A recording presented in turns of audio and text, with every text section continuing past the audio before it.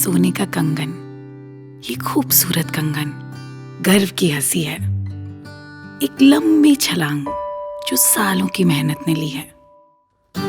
इसी कंगन के जरिए रेखा के घर को रोशनी मिली है। उम्मीद किशन के खेतों में उगी है। लीला के सपनों ने उड़ान भरी है।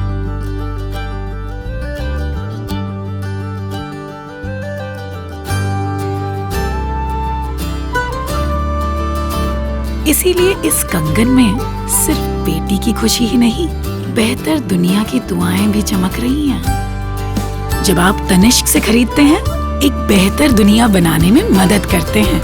उसी दुनिया की दुआओं से बनता है ये दुआ का सोना।